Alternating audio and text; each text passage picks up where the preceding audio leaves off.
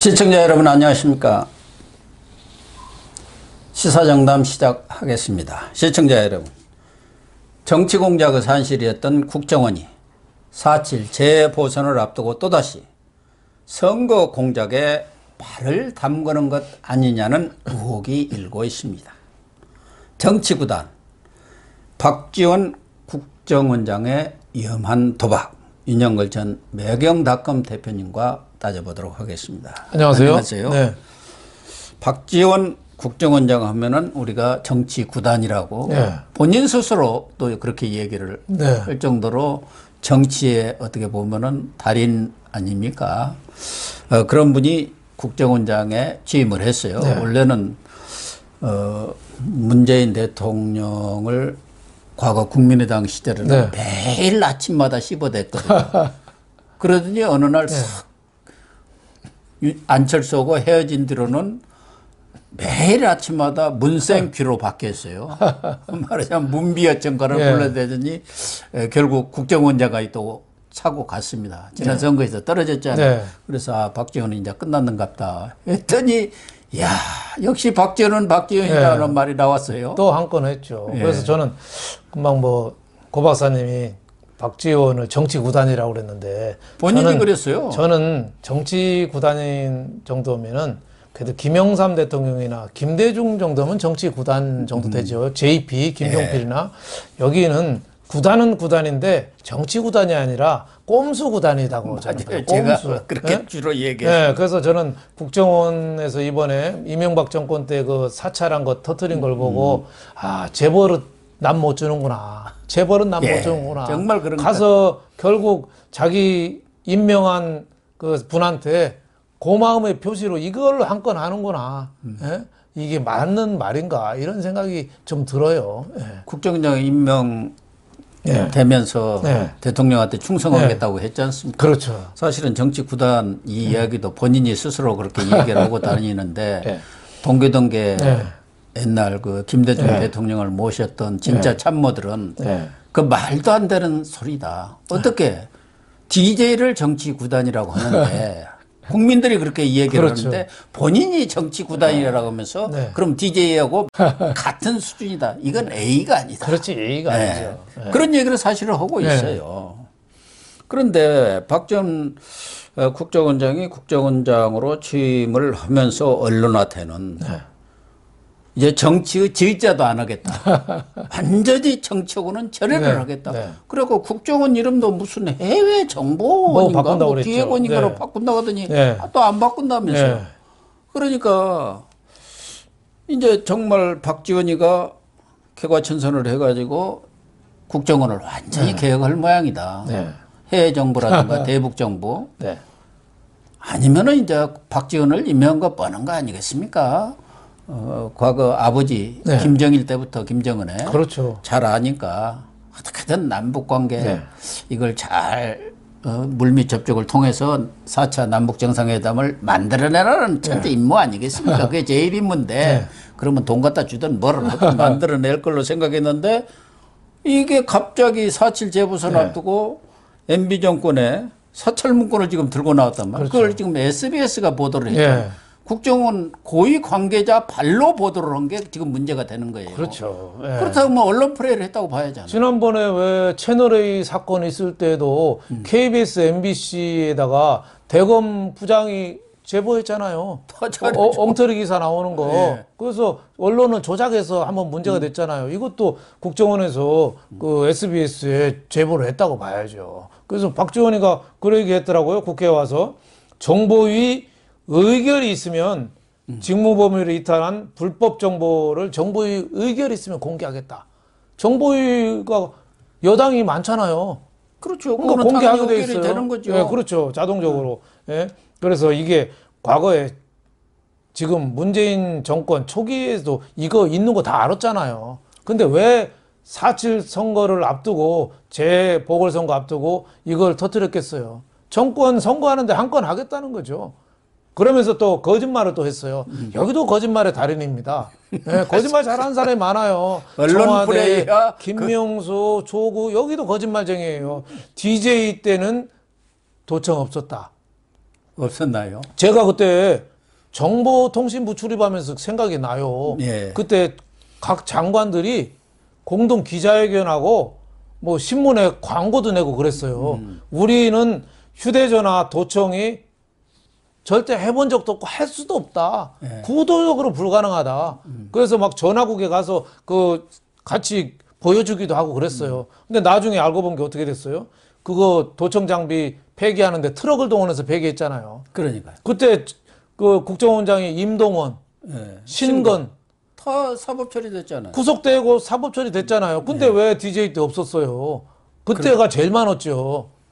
예. 그 핸드폰 도청이 안 된다고 한 것을 제가 내무인가 그 네. 자료를 가지고 특종을 했어요. 예. 그래갖고 내가 또 상당히 고통을 받았죠. 경찰 보고 자료예요. 그걸 했는데 이제 몰래 좀 입수를 해갖고 했는데 이게 사실이 아니라는 거죠. 그래갖고 소송을 걸어대니까 정말 피곤한 거예요. 내가 가서 그걸 입증할 방법은 없지 않습니까? 기자들은 들어서 하고 뭐 보고하는 건데 그걸 소송이 들어오면 대책이 없죠. 그래가지고 언론중재위도 쫓아다니고 상당히 고통을 받았는데 결국 경찰이 나중에 자기들이 자진 처리를 했어요.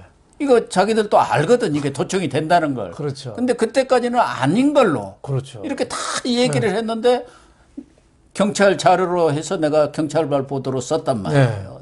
내무위 자료로. 일단 법적으로 걸면 다른 언론사에서는 몸을 사리거든요. 그러니까. 그러니까 보도 안 되게 막은 거죠. 그걸 막으려고 한 거예요.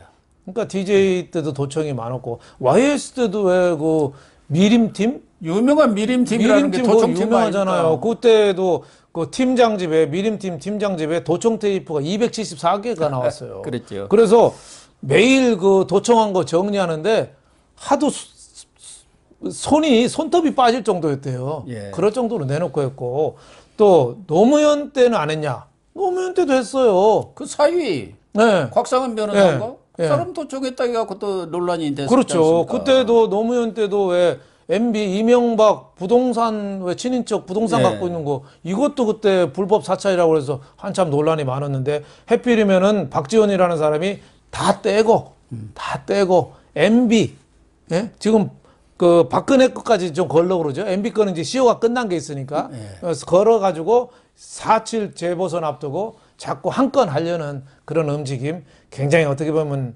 음흉한 음모의 냄새가 난다 이렇게 볼 수 있겠습니다. 그러니까 박지원 국정원장이 MB 때는 물론이고 또 지금 민주당에서는 계속 박근혜 때도 업데이트를 한 거 아니냐. 그때 폐지했다는 말은 없다.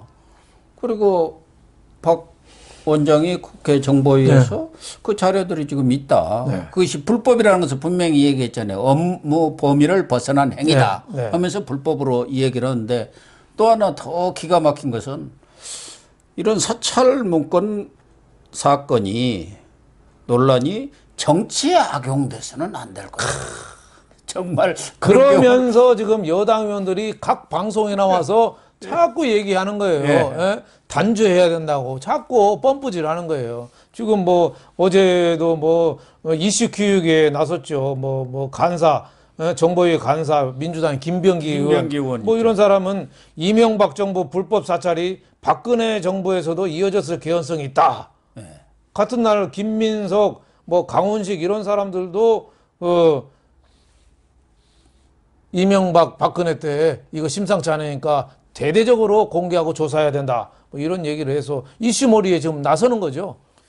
그러니까 박지원이는 마치 선거에 악용돼서는 안 된다고 이런 경우를 이제 고양이가 쥐 생각한다 그런 건데 그러면서 방어막을 탁 치면서 지금 가장 의심을 사고 있는 게 부산 지금 1위를 하고 있는 박형준 후보를 겨냥한 것 아닌가 그랬는데 박지원이는 박형준 뭐 당시 이제 정무수석을 했지 않습니까? MB 정부 때 관련성은 확인하지 못했다. 애매하게 또 이 얘기로 애매하게 싹 빠져나가는 거죠. 그러면서 이제 차후에 공개하면은 거기에 있는 거를 또 싹 보여주겠죠. 그러니까 어떻게 보면 참 교묘하고 교활하다고 볼 수 있겠죠.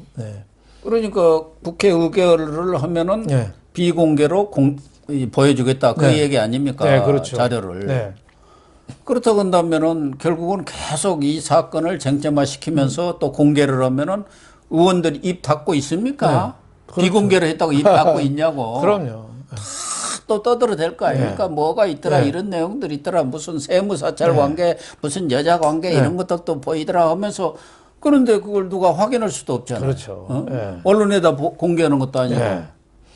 그래서 저는 국정원 사찰 규명을 하려면은 만약에 저는 해야 된다고 봐요. 예. 하지만은 만약 하려면 보궐선거 이후에 해야죠. 옳은 말씀. 네, 선거 끝나고 네. 떳떳하게 밝히자 이거죠. 처벌할 사람 하고 하는데 지금 박지원이가 싹 DJ 뭐 노무현 요건 싹 가리고 예. MB 박근혜 것만 싹 드러내서 선거 전에 여론몰이하고 선거하고 이런 거 좀 하지 말자 이거죠.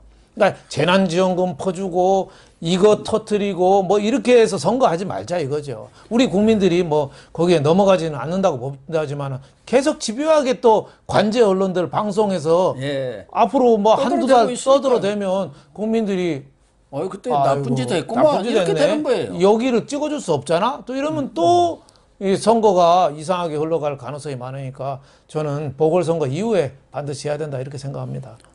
그러니까 지금 국정원에서 언론 플레이 한 듯한 그런 냄새가 풀풀 나고 있지 않습니까? SBS에서 네. 국정원 고위 관계자의 말을 인용해 갖고 보도를 하고 그거를 이제 민주당이 부풀리고 있고 네. 박지원이는 더 선거에 악용되지 말라 이렇게 분식을 하면서 60년 국정원의 흑역사를 청산하는 특별법을 만들자 이렇게 들어보면 그럴싸하게 그렇죠. 어쨌든 이 꼼수의 다리는 틀림없는 그렇죠. 것 같습니다. 나는 공개를 원치 않은데 국회에서 의결을 하면 뭐 어떡하겠습니까? 근데 여기 뭐가 좀 있긴 있습니다. 그러니까 여기 그 이상한 거 있긴 있는데 본인은 또 그렇죠. 자기는 보지는 않았다는 거 아닙니까? 국정원에서 안 보고 그 사람이 안 볼 사람입니까? 야 빨리 가지고 와. 뭔지 그랬을 거 아니에요. 근데 문제는 이 국정원이 저 문재인 대통령이 취임하면서 국정원에 또 다른 부서도 마찬가지입니다만은 개혁특위라는 게 만들어졌잖아요. 네. 정혜구 네. 교수라고 성공회대인가요? 그 교수. 예. 주로 그 진보 좌파 성향의 인사들로 개혁위원회가 만들어져 갖고 적폐청산위원회, 조직개혁위원회 있었는데 네. 그때도 논란이 된 것이 그 사람들은 정보 전문가다인데 국정원의 메인 서버까지 다 봤다는 거예요. 그렇죠. 그러니까 탈탈 털은 거예요. 볼 수 있는 거 다 봤어. 예. 그리고 지금 한 4년 동안 또 다 샅샅이 뒤졌는데 그동안 말이 없었잖아요. 말이 없다가 왜 이번에 지금 하냐? 보궐선거 나오니까 있던 거 다시 꺼낸 거죠. 전가의 보도 하나 집안에 내려오던 칼 하나 꺼낸 거예요. 이번에 쓰라고 보궐선거용으로. 거기에 어떤 정보 자료가 있다고 하더라도 그것이 정상적인 방법으로 정보를 취합한 것이냐. 왜 그러냐면 그때는 IO라는 게 있었지 않습니까?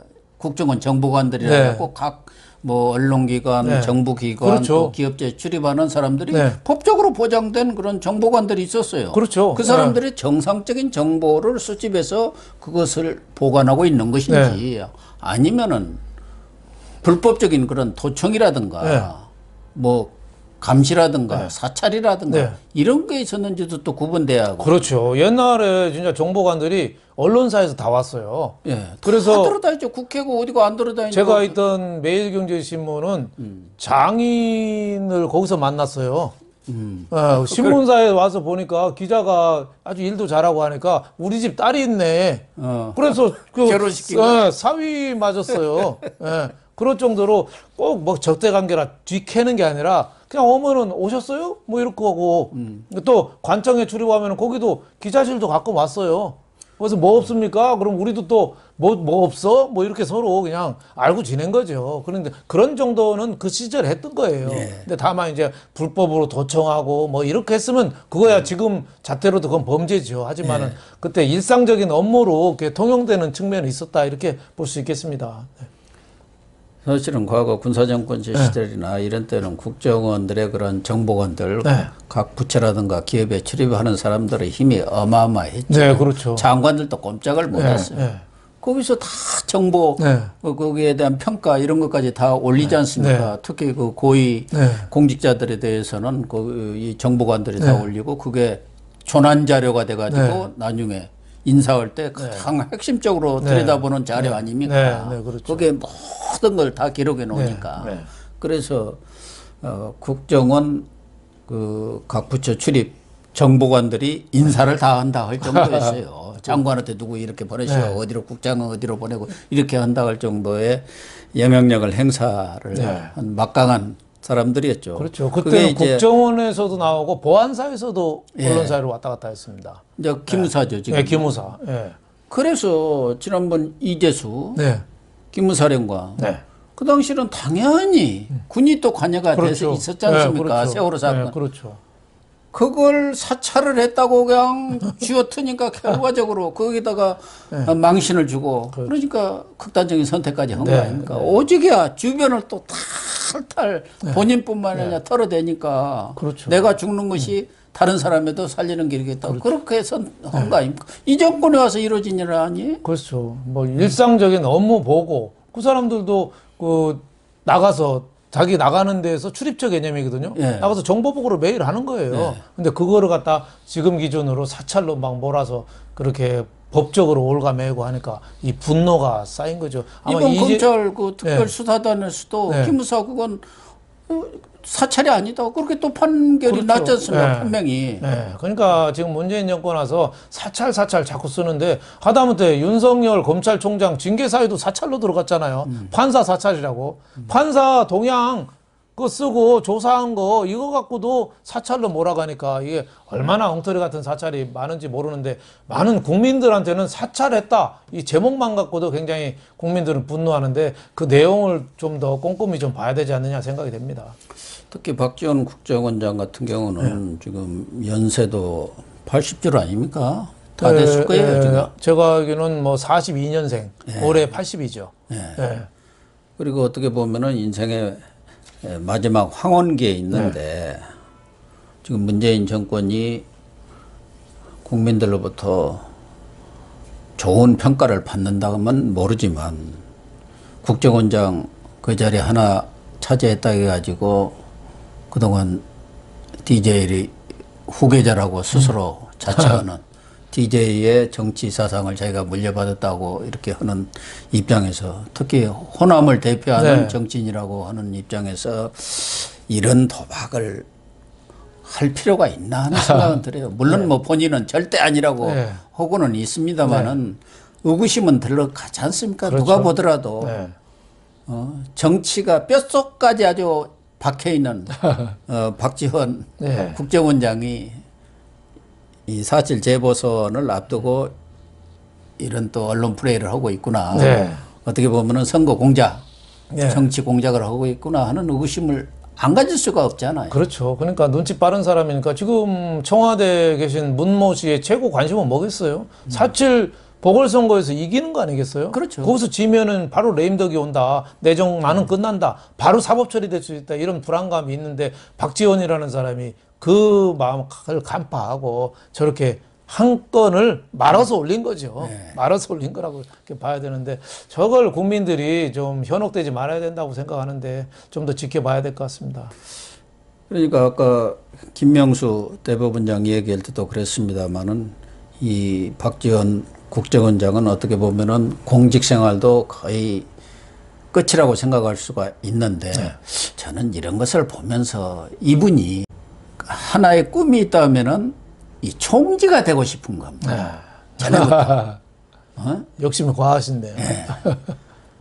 그래서 본인 스스로도 대통령 되기에는 아무래도 여러 가지 이미지라든가 이런 것은 어렵다고 보고 정세균 물러난 뒤를 겨냥해서 문 대통령한테 한 사람 말아 올리는 것이 아닌가. 나를 총리시켜 주십시오. 또 도박을 거는 거 아닌가 하는 생각까지 저는 들더라고요. 사람 욕심은 끝이 없으니까요. 끝이 없으니까. 지금 정세균 총리가 국회의장하고 지금 총리 하잖아요. 총리 끝나면 또 물론 뭐 대권도 노리지만 다음 총선에서 종로를 또 출마하고 싶어 한대요. 사람 욕심은 끝이 없습니다. 예. 그래서 떠나는 거를 알아야 되는데 떠나는 게 중요하거든요. 웰빙보다 더 중요한 게 웰다잉이거든요. 예. 그러니까 국정원장으로 있으면서는 대놓고 정치를 할 수는 없잖아요. 그러나 국무총리로 있을 때는 이제 정권 교체기 아닙니까? 그러면 박지원 입장에서는 모든 것을 잘 알고 있고 장악력 있는 내가 총리에 앉아야 민주당과 호흡을 맞춰서 정권 재창출을 할 수 있다. 이런 명분을 내세울 수 있어요. 그래서 이번 이런 MB정부 무슨 사찰 문건이라는 이 사건을 일으키는 걸 보면서 야, 말씀하신 대로 사람의 욕심은 끝이 없는데 저분이 총리 자리를 노리고 이번 일을 벌이는 건가? 이런 의구심까지 그럴 들더라고요. 가능성 상당히 있죠. 뭐 그렇지만은 전체로 볼 때는 탐욕이죠. 예. 그런 일이 있어서는 안 되고 지금도 사실 국정원장으로서 좀 자격이 있는가 이게 좀 의문시가 되죠. 그렇죠. 예. 네, 시청자 여러분, 박지원 국정원장은 극구 부인하고는 있습니다만은 아무튼 느닷없이 MB 정권 사찰 문건을 들고 나와서 문건 사건을 일으켜 가지고 4.7 재보선에 활용하려는 것 아닌가 하는 의구심만은 피하기는 어려울 것 같습니다. 시청해 주셔서 감사합니다.